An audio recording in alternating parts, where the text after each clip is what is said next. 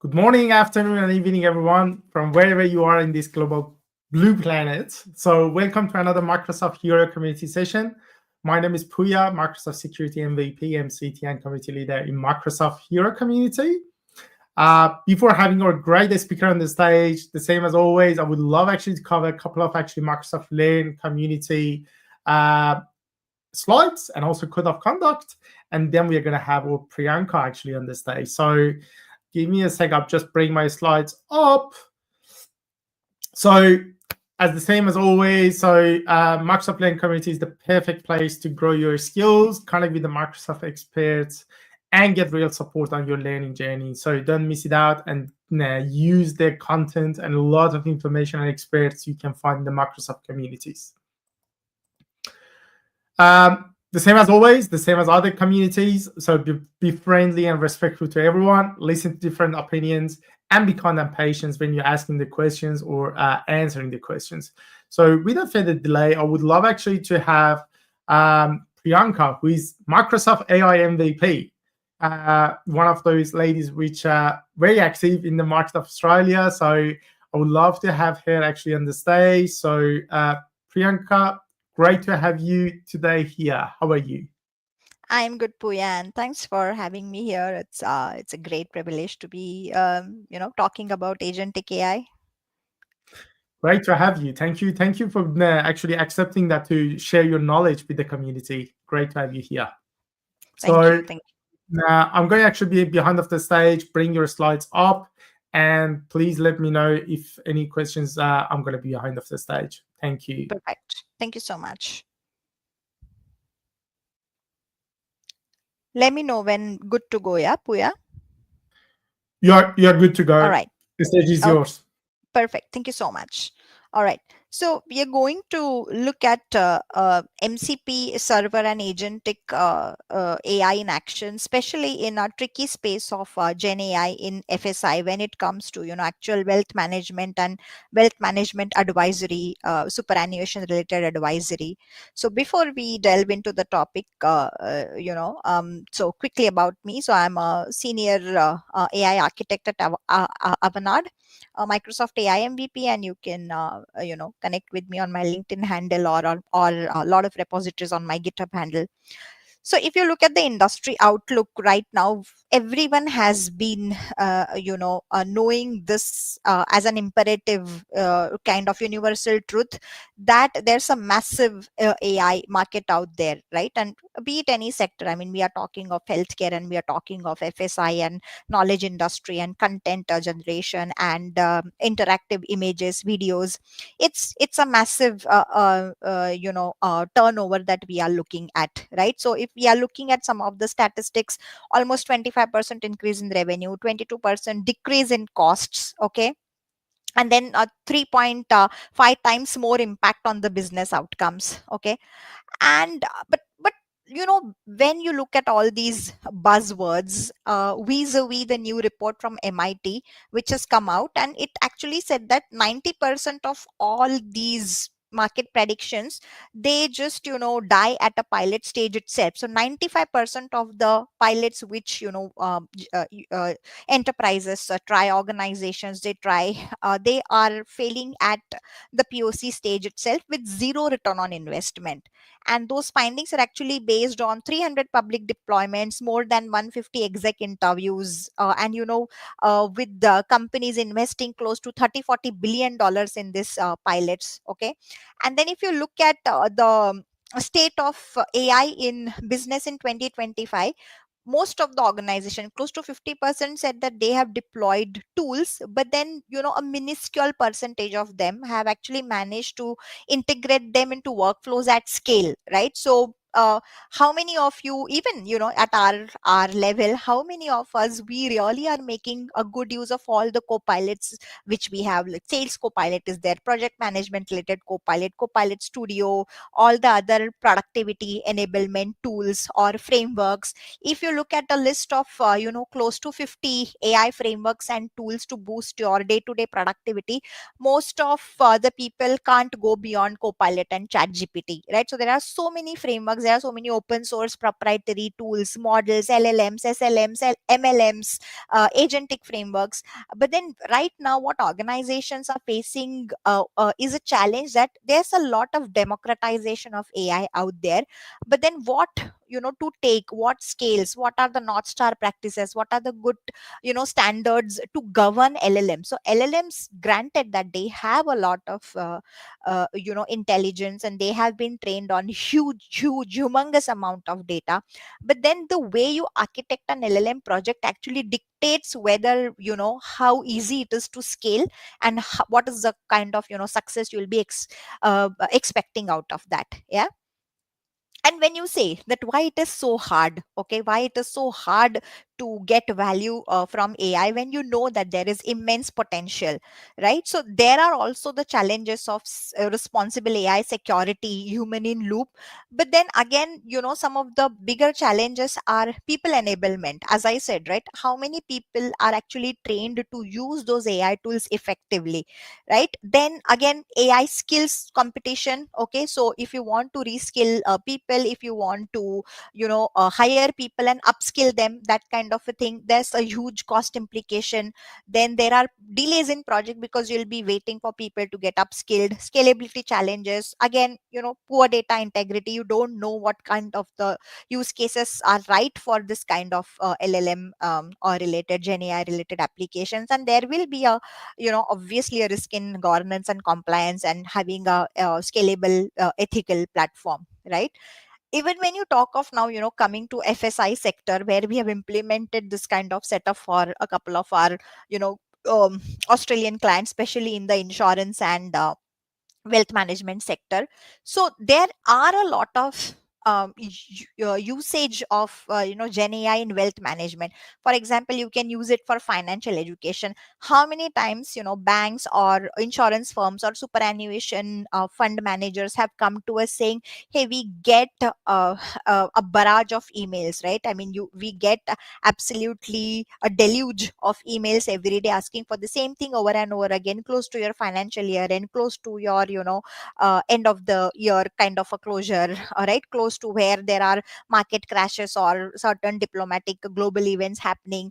And most of those things are already readily available on our website. Most of the things like, hey, why am I seeing a spike in performance fees, or why am I seeing a low return on my risk funds, those kind of things, right? So all of that is already there on our website, but we just keep on getting bombarded by these routine emails. And it would be hugely productive for us if this could be handled by Gen AI or LLMs. Okay.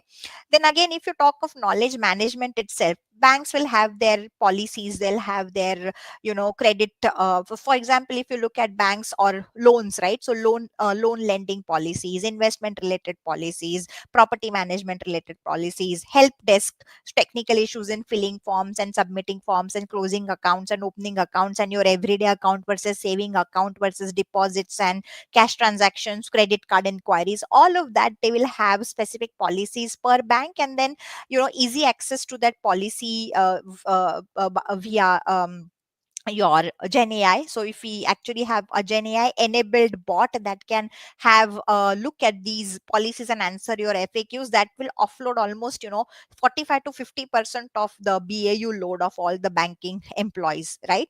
And when we look at the promise of agents, right? So for example, right now we are at a level 1 where it is just robotic process automation, where there are certain repetitive tasks which are automated by certain code level processes or scripts, right?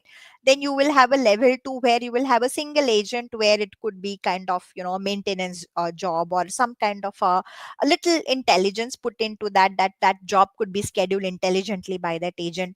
Then level 3, you have multi-agent systems, where actually agents can collaborate together to solve a task, right? So for example, if I were to have an agentic process of a new client onboarding in a bank, right, or high net worth individuals, account management or portfolio management processes or risk analysis processes, where a group of agents will target a specific set of responsibilities and give an answer to your task. So that is a kind of third level the three complex systems which we look at.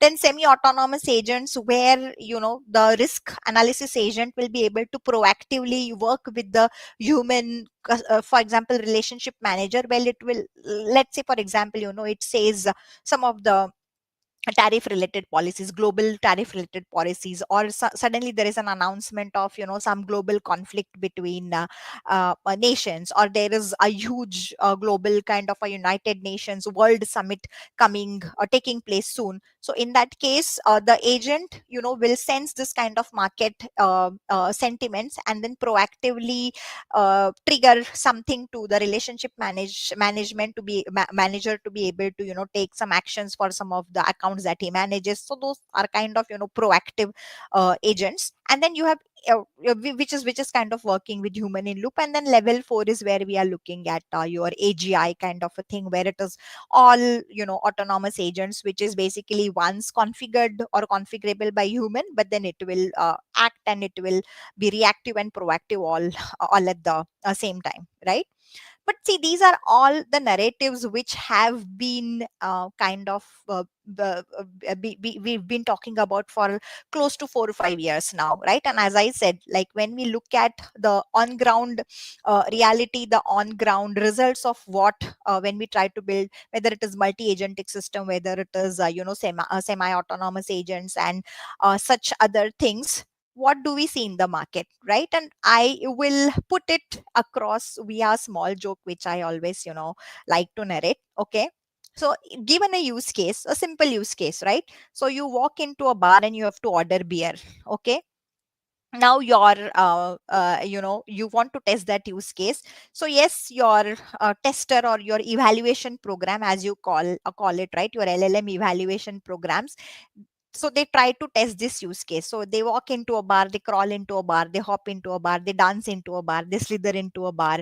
Then you try ordering one beer, you try ordering null beers, you try ordering 90,000 beers, you try ordering negative beer. Okay, but then in reality, when a normal user, he walks into a bar and just asks where is the washroom, because it's just out of the context of the use case, your bar explodes. Like you never anticipated that kind of a need, right? You just solved for that one particular scenario, and any other scenario without the proper context given to it, your use case is going to fall flat, right? And that is what is happening. That is why most of your Gen AI pilots and prototypes and POCs are dying at the MVP level itself, without making it into production and without living up to the promise of the productivity gains. Okay, and most of the POCs which we do, or most of the solutions problems which we solve for, will have this kind of a approach, right? So you will have a value case, you will kind of do a kind of a discovery phase, and you will have the business mapping, like where LLMs will be able to come in and step in and solve the business problems. Then you will have the environment set up, then you will take one of the high priority use cases, and then you'll try to prove out your Gen AI platform, and then hopefully be able to scale it. And then there will be processes of data wrangling, engineering, cognitive cracking. Then you might have to have ontology, cognitive skills on top, and then indexing and knowledge store. And then you can have reporting of LLM usage costs and tokens and rate limits and your chargeback dashboards and your PTU utilization, and a whole lot of other telemetry between agents, conversation history, right? So if you look at the high level capability, it is more or less a version of RAG, or thereof a version of some sort of RAG, whether it is recursive RAG, whether it is corrective RAG, whether it is deterministic RAG. But then you will have some kind of banking policies, information, customer data. Well, customer data, like not the direct customer data, but you might be piping into some systems and then doing some sort of data sensitivity, encryption, masking kind of techniques to interact with the select set of customer related information, right? And then you will be extracting the information, you will be embedding creating embeddings, and you will be then ingesting it into a vector database, and then into an indexing engine like Azure AI search. And then you will be using LLMs to do the retrieval augmented generation, which is basically calculating the semantic similarity, fetching the most similar result, and then trying to call the text completions to basically give you the result, right?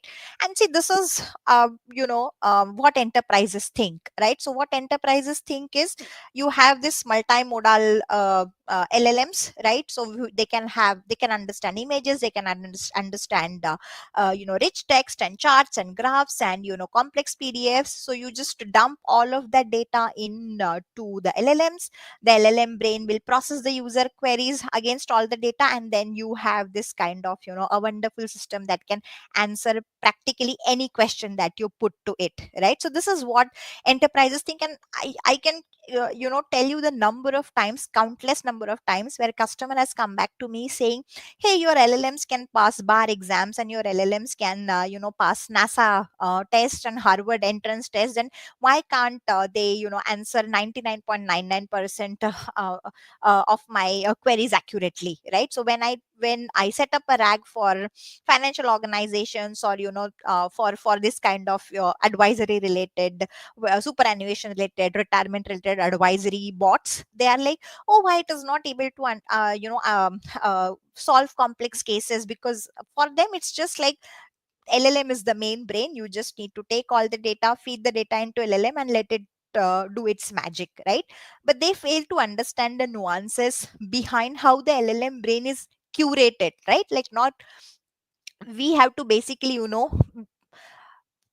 prompt, and then you have to curate the data, and there's a lot of background processing in how that data is fed from the documents to the LLM in an understandable and contextual format. So there's prompt tuning, there's contextual awareness, there's output evaluation, there is query optimization and breakdown, and whole lot of human in loop and corrections and parameter optimizations before you actually get to that holy grail of a 90%, 95% kind of accuracy, right? So now I'll just tell you a very true and realistic journey of a RAG agent which we build for FSI superannuation advisory firm. Okay, so their use case was, they have a team of advisors internally, a team of around 20 advisors internally, and these advisors, they look up some 40-50 policy guides which they have prepared, and those guides are pretty comprehensive, pretty complex. One guide is around 500 to 1000 pages PDF guides, and most of the queries which they get from their end users, and their end users could be actual users, or they could be the financial advisors of those end users. Okay, so they get these queries regarding deceased person benefits, and trustees and beneficiaries, and injury contributions, and disability benefits, and so on and so forth. Sometimes it is pretty straightforward, sometimes you have to look at couple of caveats and tax rules and policies before answering the question, but most of that information is there in those 40-50 odd guides.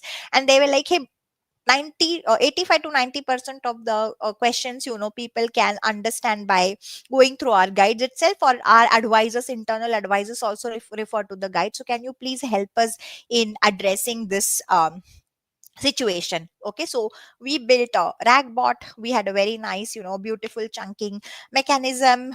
We built a rag that could be had context of the PDF informations, and then extracted the text, and what was the rich text, and then the images and the graphs and charts and everything basically, right? So we did a pretty good job of it, and I'm going to walk you through the nuances of this actual journey, right?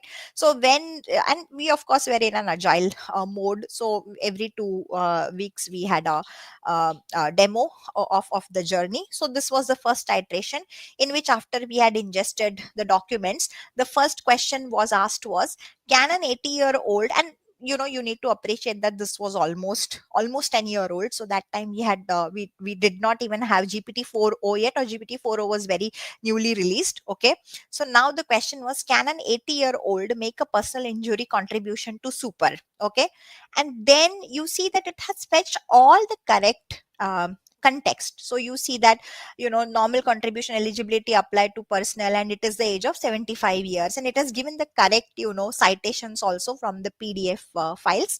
right? But it made a logical error because it is not able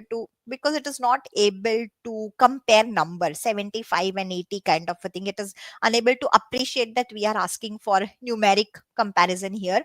And it made a logical fallacy saying yes, an 80-year-old can make a personal injury contribution to super, which is totally totally incorrect, right? So even if it fetched the context correctly and then at the end it said something um, illogical, then that would still be nullified, right? And still be counted as a wrong answer.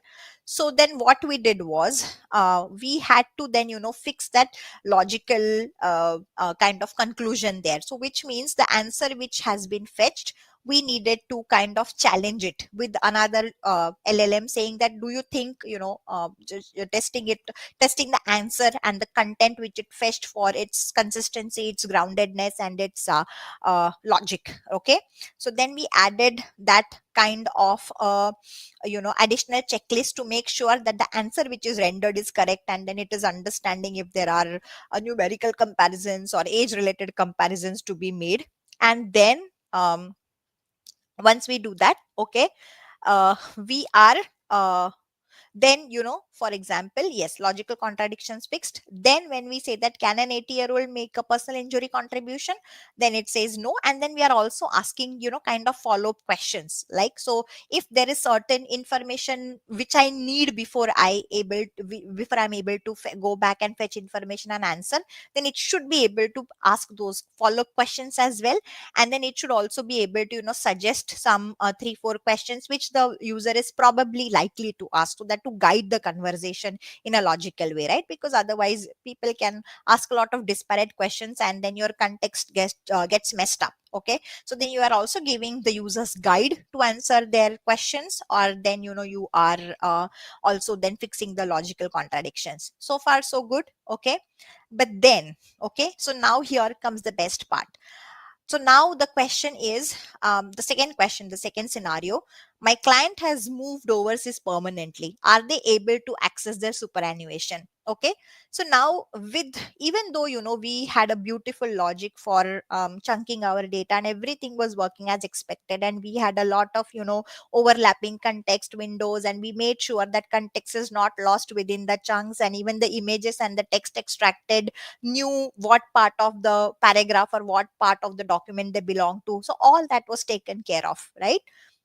But when a question like this comes in, so you see that it has given a seemingly correct answer, and it has given you terms like SMSF, and it has also given you for follow-up questions and citations and all of that. But essentially this is absolutely incorrect. Like, when we presented this answer to the domain experts, the internal advisory team, they were like, this is irrelevant to the question, right? So it's not only fetching the incorrect answer, it is answering something irrelevant, and that can have a lot of legal and financial implications if the bot answers something which is totally inaccurate, right?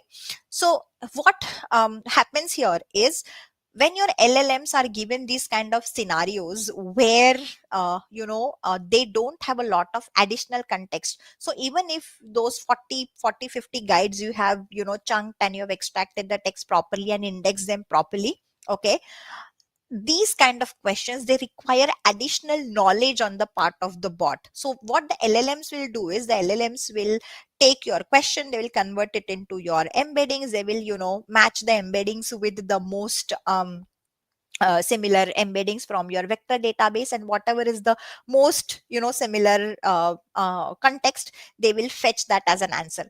They don't know that these kind of questions will have knowledge for tax implications, because someone has moved permanently, which means they would need to consider taxation, they would need to consider what kind of visa they hold, or are they a citizen, or are they a permanent resident, or was it a student visa, or was it some expat company provided visa. So there are federal regulations, there are tax implications, there are residence related rules, there are citizenship related rules, there are international dual citizen thing kind of a path to be considered. So which means the LLM needs to have that additional context before it can make any concrete decision.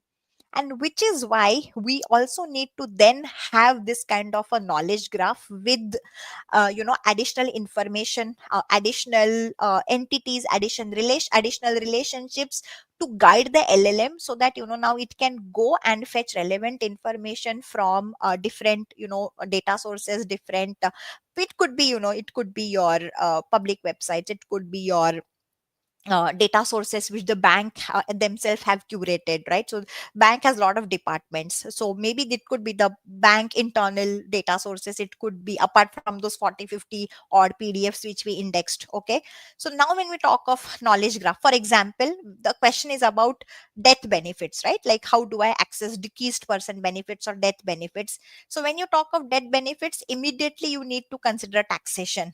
Death benefits also implies that was there a trust? We should proactively ask that was there a trust established? If there is a trust, which means it will have executors, it will have trustees, it will have beneficiaries, and if there are beneficiaries, they'll also be considering the taxation basis, where you are located, how you are related to that deceased person, and so on and so forth. Correct? So this kind of a pointing to an LLM then guides it correctly to fetch the relevant information and then to make an informed decision before it gives you the answer. So considering our previous question where we had this overseas move, right? So what was the intent? It was moving overseas, which means you need to consider residency status, departure status, and the condition of release of your superannuation, right? And what was the withdrawal method for accessing the superannuation, and again what is the condition of release.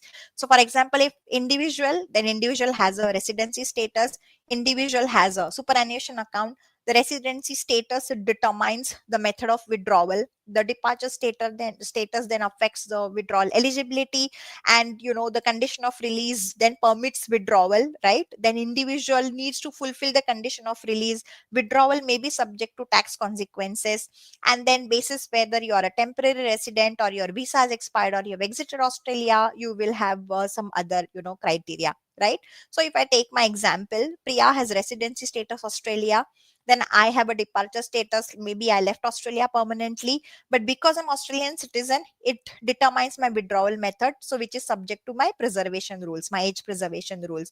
But if someone called Tom was a temporary resident, then he meets the DASP eligibility, and then it is granted if he was a temporary resident plus he left Australia or his visa expired. And then the withdrawal method, whichever is that, right, is will be subject to the tax implications. So which means your LLM needs to have this pointing, so that now it can go and refer to tax.gov.au website and then look up the rules, or it can go to treasury website and look up some information from there and then make a decision accordingly, right? So now when after building all of this with the correct ontology and pointers and relationships and entities, now if you see, if you pose the same question to the LLM, then the answer is the one which is expected, right? So what happens if it is a temporary resident, what it is a non-temporary resident, right? Whether it is due to permanent incapacity or whether they have reached a retirement age, and then how can you withdraw, and so on and so forth.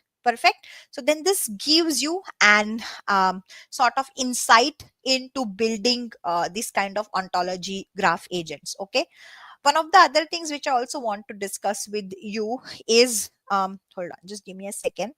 So we were talking of, yeah, so we were talking of how to recursively make the brain of our LLM better, right? So when you look at the kind of series of tasks which we undertook to make the brain of our assistant better, you can see that there are a series of steps which we undertake, right? So first iteration, it is indexing and chunking your documents, making your knowledge base perfect, out near perfect, and then you will have this kind of various techniques for correcting the output of your LLM. So you can have a champion challenger model. can have a self ask model, then you can have chain of thought before it is actually able to make a decision, like think and ask follow up questions and think if you have enough information before you answer the question. Sometimes your questions might merit a follow up questions, in the sense that what is your age, what is your occupation,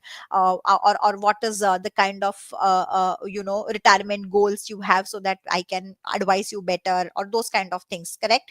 So those kind of follow up questions also merits some sort of coaching to the LLM with few short examples. But with all of that, like when you provide all of this information and you have a golden data set of question and answers, and you have your test a question bank, and you have human in loop evaluations to rate the answer and give it successive 4 star 5 star kind of a thing.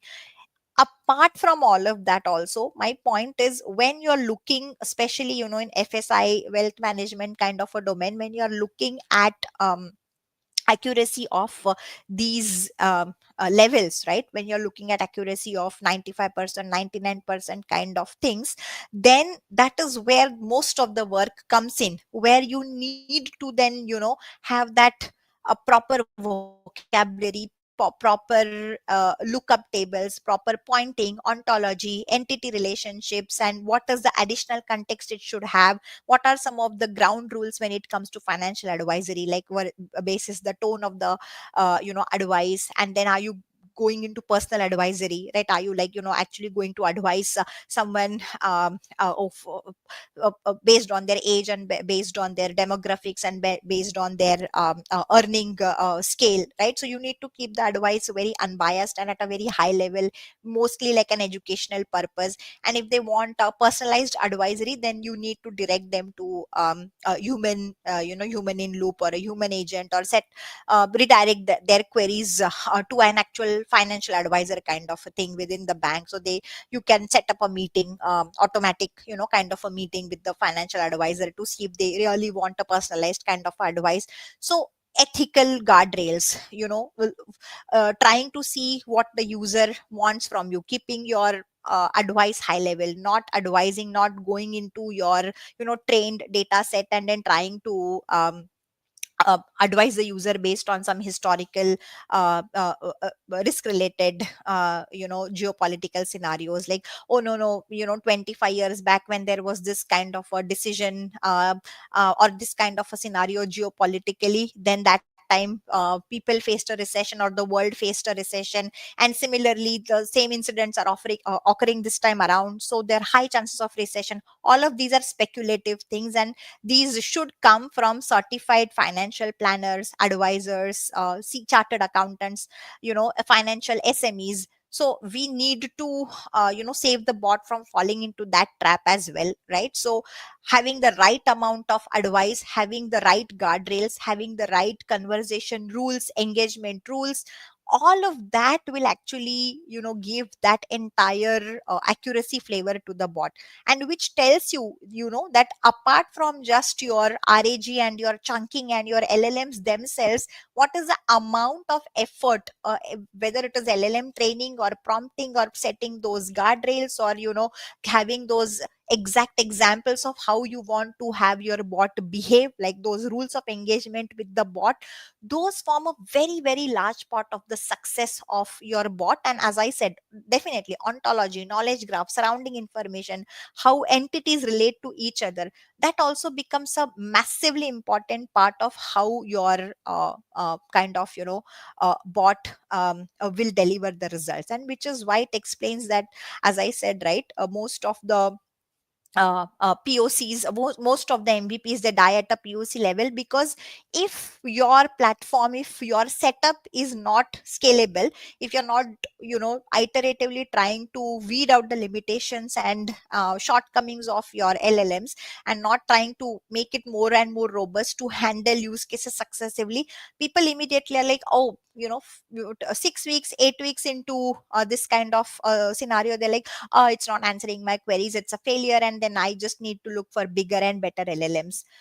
bigger and better LLMs does not solve the problem of all what we have seen firsthand and described, right? So apart from data sourcing and curation, there are so many other things which we need to be aware of. So there has to be LLM ops, and I mean, you can put all the agents in the world if you want to. You can have 20, 30 different agents working, but unless those agents are governed properly, unless those agents are given, you know, enough information about when to call each other and what information do they need from each other, that is where the crux of the success lies. So let me show you, another example of how a good LLM interaction looks like. Okay, so let us go to ontology. Okay, and in that ontology, let me show you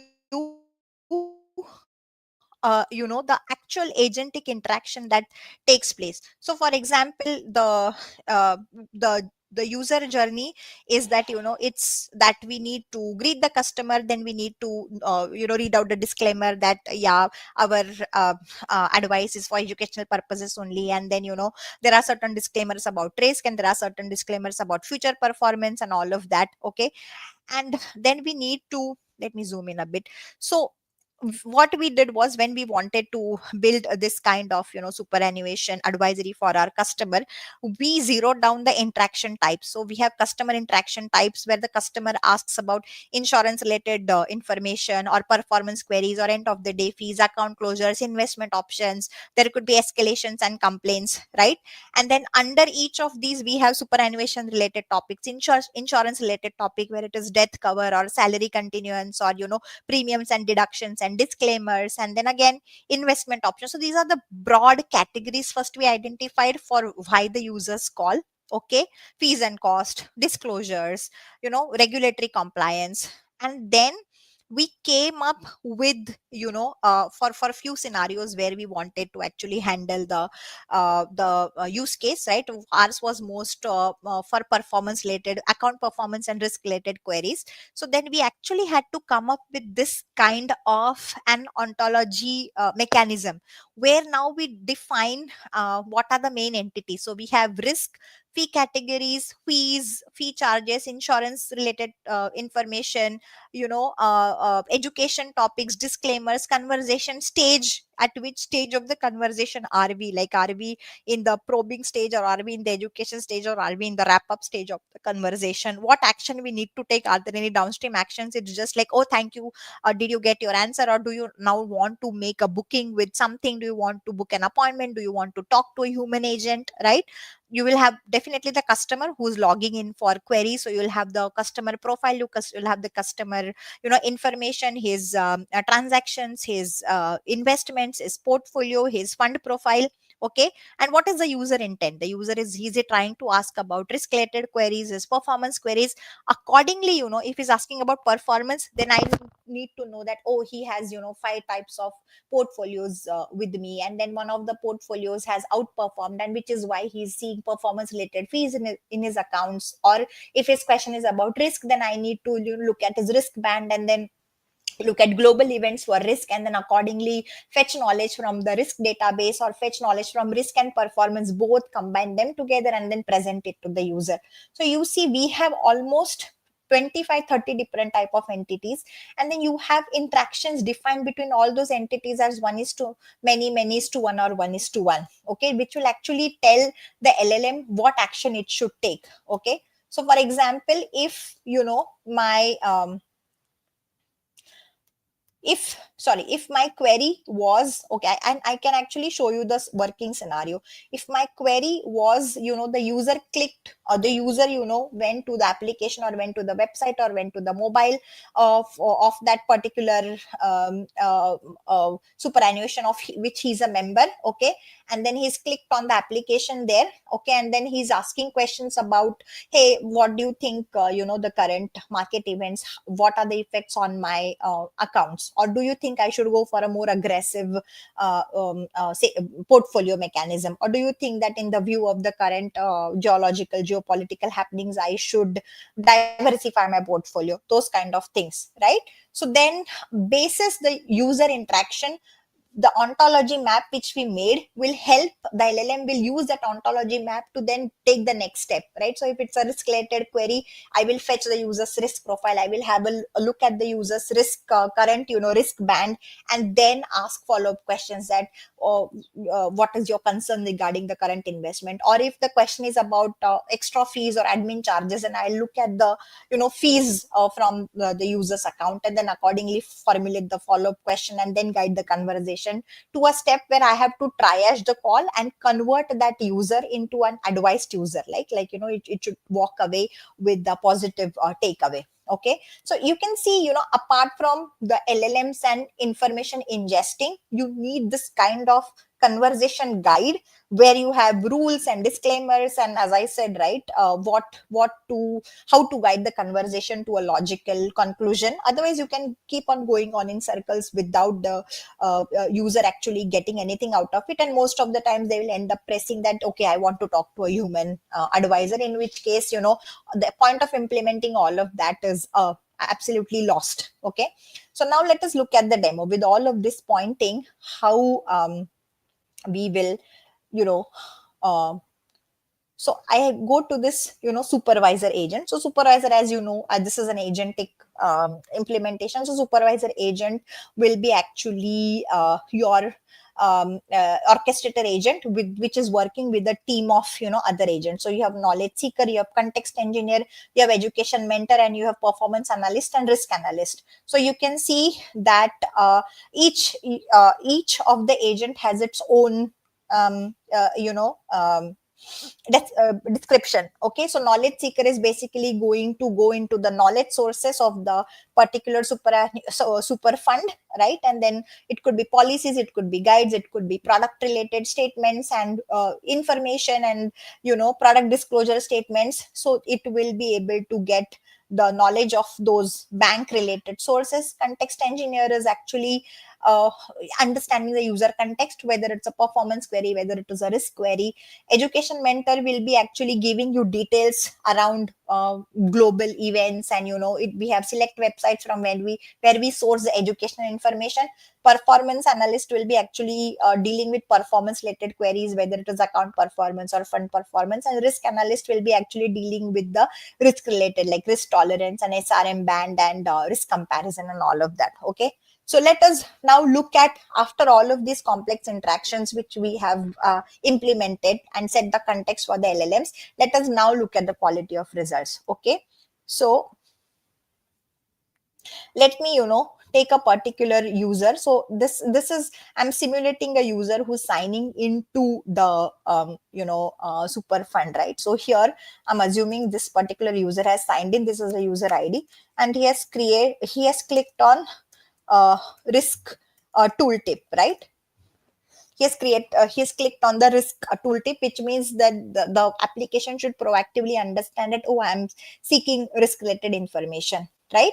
So now could you please provide option ID 120 if available member is tolerance, and so on and so forth. So see, this has transferred to the risk analyst. So you can actually see that they are the orchestrator agent is finding out the different mechanisms, the different agents, and then it is actually transferring the query, and those specialists are then interacting with me.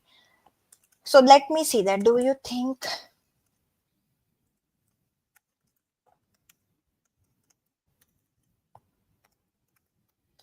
I should invest in more risk averse portfolio?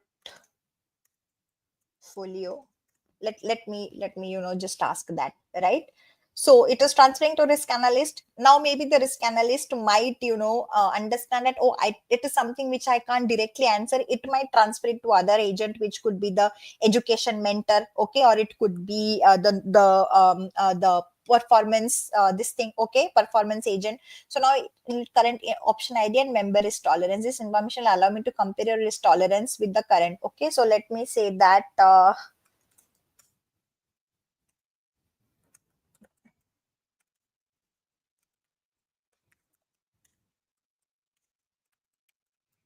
medium.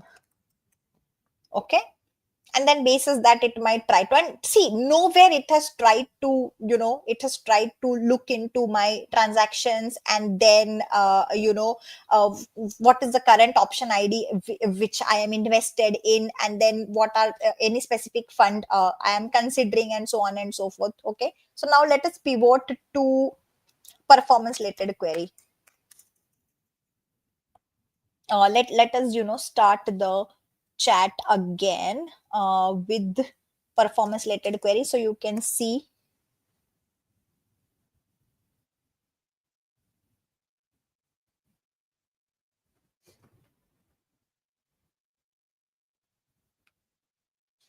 Sorry. Come on.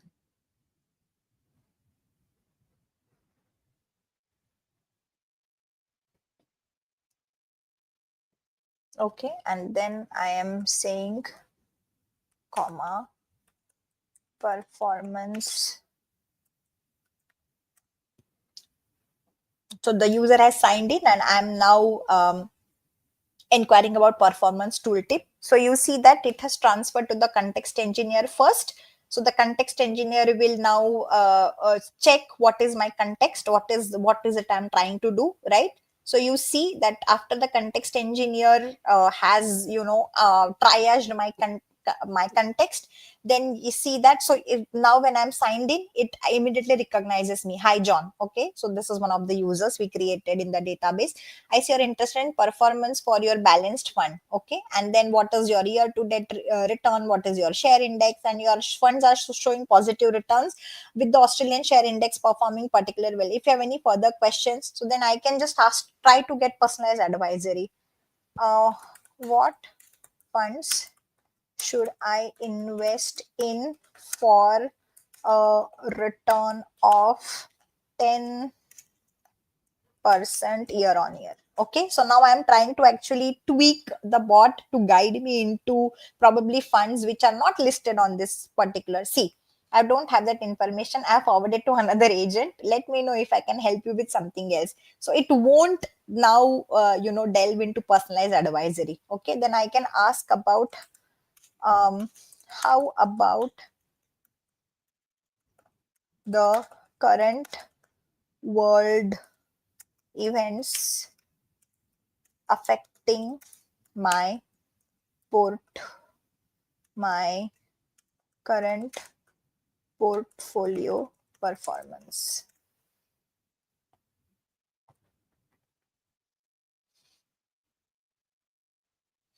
And see, after that, because even though my journey started with a performance analyst, you see that now this is probably a risk related question, and it has transferred to a risk analyst. Okay, and now risk analyst probably did not have access to my access to my risk portfolio or my risk profile. That is why it just said that if you have further assistance, feel free to ask more questions. It should have actually guided me to some human in loop if it did not have the answer. So you see, even after so much curating, even after so much fine tuning, there will be certain of these loopholes where you will be still have that scope for that additional 5 to 7% of accuracy, because this is all undeterministic, right? You have agents, and you have given context to the agents, and they need to understand the intent. Plus there are hundreds of ways of framing the same question, correct? I mean, there's a way I would ask that, there's a different way some other person would word the exact same question. So yeah, I mean, I hope now you understand the nuanced world of agents and agentic interactions, and how you need to actually guide the agents to take the correct decision, to invoke the correct tools and services. So by the way, behind the scenes, all these agents are so how the context engineer, how does it know the context? So this is actually connected to an MCP server with the actual correct tools which it should call to understand what is the user intent. Same way, the portfolio analyst, how did it know that my portfolio was this? It is in the background, it is connected to tools which is connecting to the CRM system, getting the signed in user details, and then taking the journey forward. Okay, so with that, Puya, I would end my presentation, and I'll see if there are any questions. If you have any questions, any suggestions, and feel free to touch base with me. with me, and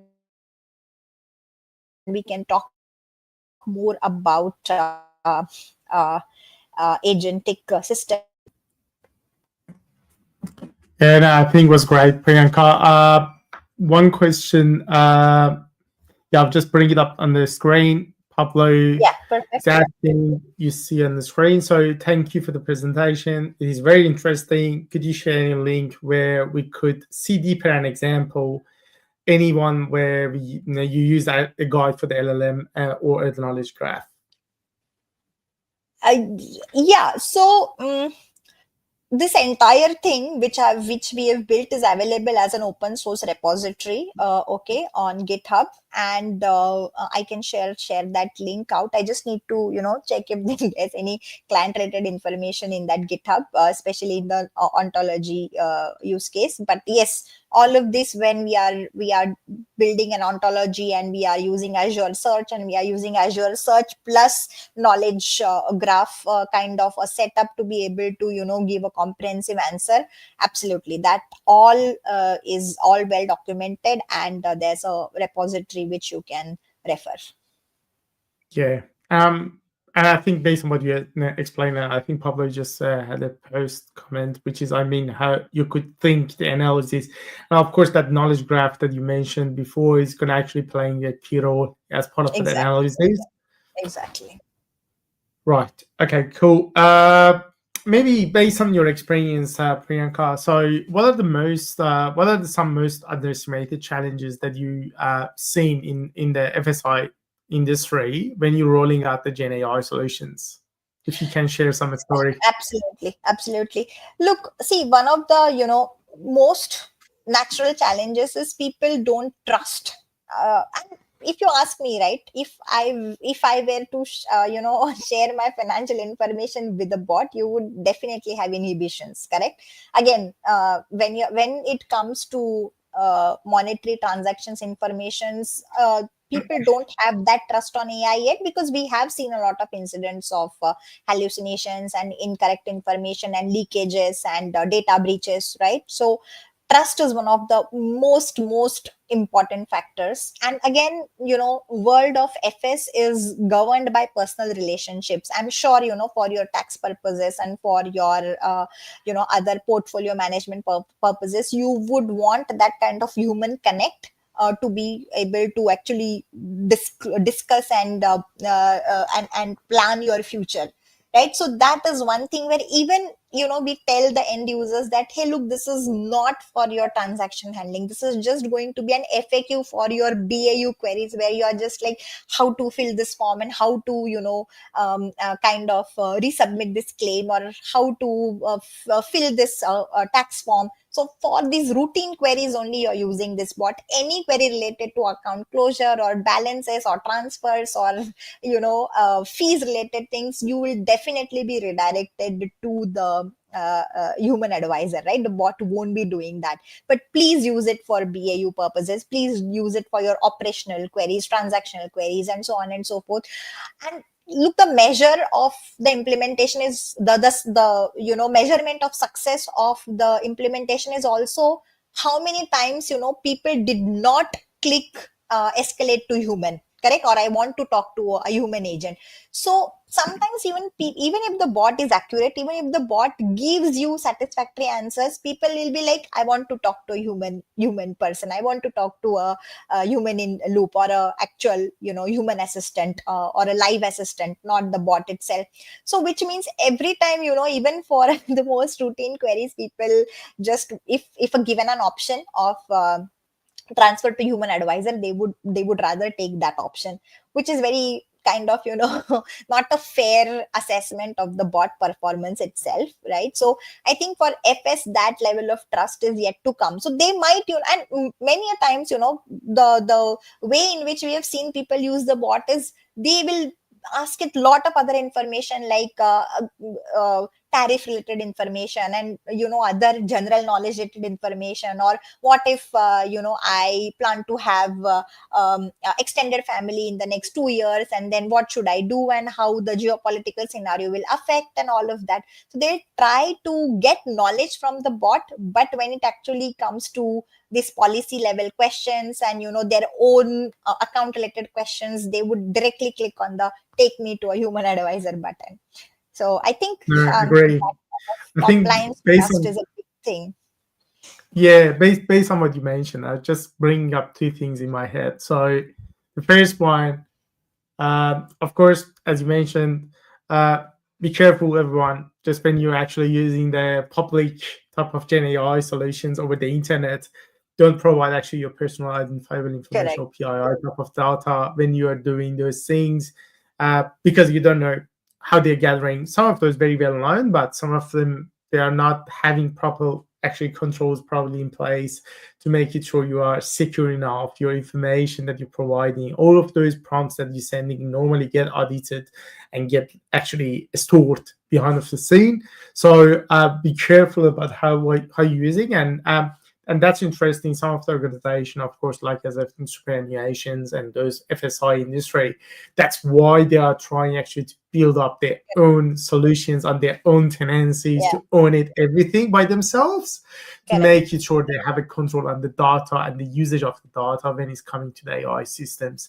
So that's from the security mindset, which I have always. So, but that's second point was, I agree with you. Most of the people still don't have the level of the trust when you're chatting with the bot. Still, they're feeling actually they need to talk with someone. And of course, this recently, the voice agents is changing a bit of the game in that space as well, which is trying actually to simulate, looks like you're talking with someone, which is not necessarily human behind of the scene, but is an agent, voice agent, which is you're talking with, and answering the same with the same maybe accent of British or American accent, and providing the information that you need and exactly what you're asking for.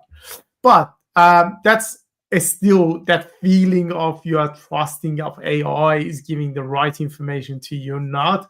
Of course, is a still challenge. A lot of normal people or end users, I would say, still cannot have that full trust. Absolutely. Yeah. And maybe one more question just came again from Pablo. I'll bring it up. So, do you think that the bot can work better if it asks the user for more details after each query in order to deliver a better answer? Is your bot designed? Yeah. So, look, yes, right. So I did not want to share those kind of detailed user scenarios, because even though we have mocked up information, but yes, let's say if you wanted, as I said, like here, as you said, as I told you here, when you're asking for queries on, is that knowledge graph? Yeah, when you're asking for queries on, let's say how do I access my benefits for probably my uncle or someone who's now deceased. So in that case, the bot should ask a follow-up question that, hey, did he establish a trust? If the answer is yes, then are there any trust executors? Are there any trustees? And are you one of the trustees? Then the trust, it will look up that trust if there is information and find out the beneficiaries. And so, which is yes, definitely, instead of just saying that yes, go to this place and this is where the rules to access the death benefits for one of your family members and so on and so forth, it has to ask those follow-up questions, because basis your answer, the kind of the branching the bot will take will differ. If there was a trust, then the line of questioning will be different. There was no trust and it was only his superannuation which I want to, his or her superannuation I want to claim, then there will be a taxation related branching which the bot would need to consider. So yes, follow-up questions definitely are more productive, and which is why in the first place we need all of these graph and pointings and relationships. No, spot on. I think the data sources and knowledge, of course, you're building at the start with the agents, just connecting different systems or giving the statics content to the agents at the start based on the business, information. But on top of that, the context that you're receiving from the user behind of the scene, that context definitely just giving them more accurate answers based on the requests or questions coming from the end user. I agree with what you said. So, and another follow-up question from public. So I also would like to know how complex and important was agent evaluation in this case? What did you use for testing it? What aspects are being permanently monitored from the agent's activity? Yeah. Yeah. Yeah, no, see, that is one of the most crucial things, right? Testing the agent accuracy, like checking whether it is overstepping its guardrails. So we used a lot of frameworks. So we used third party libraries. We used Raga's evaluation. We used the Microsoft evaluation SDK, the simulation SDK, to simulate various test data, various sensitivity levels of data. We had some libraries like Presidio, which actually helped us to train custom entities as sensitive entities. Like, for example, apart from your email addresses and telephone numbers and others, there are certain, for example, portfolio identifiers which could be also sensitive information, right? So we had to train custom entities. So we used Microsoft Presidio libraries to build on-prem sensitive information masking APIs, those kind of things. So humongous amount of evaluation and irresponsible AI guardrails and red teaming and prompt injection. Lot of things have to be considered. That is a separate RAI topic on this back of this, which we can discuss. No, that's great. And I agree with you. Some of them, those tests are functional tests, and some of them is coming to the non-functional test. Of course, from the security perspective, any agents getting created, of course, to check it against of the LLM, and jailbreak, prompt injection, all of those things, and the content safety, which is going to be shared.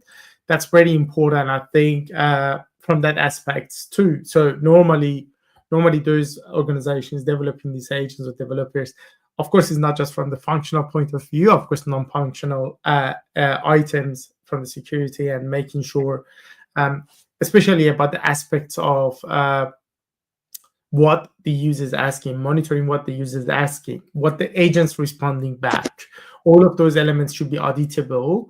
And behind of those elements, which is the storage, how you are controlling of the data is getting out of the system and who's get access to what of the information is very important, because some of these agents should be under control of what of the access and the end user is using. It depends on what personas of that organization is using that agent. It's very important to test all of those functionality. So thanks for sharing your knowledge. Yeah, please feel free to reach out to Priyanka if you have any question. Definitely, she's happy to help anyone. If has some questions, to please reach out to her directly on the LinkedIn. And thank you everyone for joining. It was a great session, an informative session. Thanks again, Priyanka, for sharing your knowledge with the community. Thank you. Have a good Thanks evening. everyone for joining. Thank you. Thanks. Have a good evening and bye everyone. Bye-bye.